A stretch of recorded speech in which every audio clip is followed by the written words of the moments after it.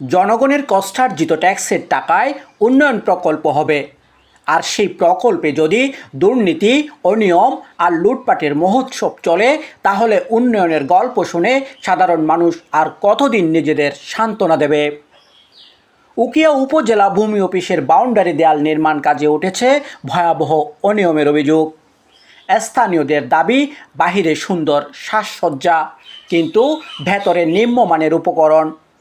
কনক্রিটের পরিবর্তে ইটের গুঁড়ি, মানসম্মত বালির পরিবর্তে পাহাড়ি মাটি মিশ্রিত বালি, আর ঢালাইয়ের সিমেন্ট কমিয়ে বালি বাড়িয়ে দেওয়া হচ্ছে কয়েক গুণ।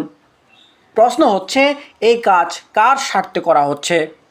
সরকার কি নিম্নমানের দেয়াল নির্মাণের জন্য অর্থ বরাদ্দ দিয়েছে, নাকি কিছু অসাধু ব্যক্তি জনগণের টাকা আত্মসাৎ করার জন্য এমন অনিয়মের আশ্রয় নিয়েছে?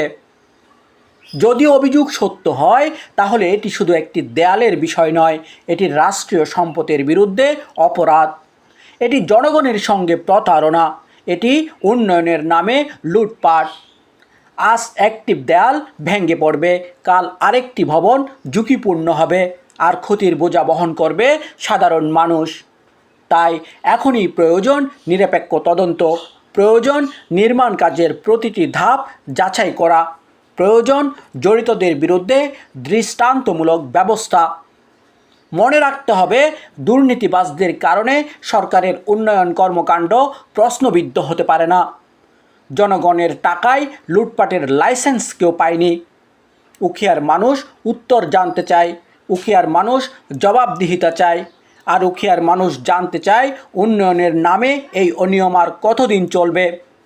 ক্যামেরা বন্ধ হওয়ার আগে একটি প্রশ্ন রেখে যেতে চাই, যদি সরকারি অফিসের দেয়ালেই সঠিকভাবে নির্মাণ না হয়, তাহলে সাধারণ মানুষ সুশাসনের উপর আস্থা রাখবে কীভাবে?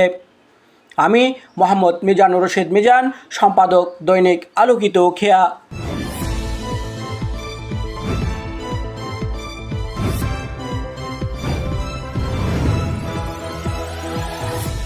ধন্যবাদ সবাইকে। আসসালামু আলাইকুম।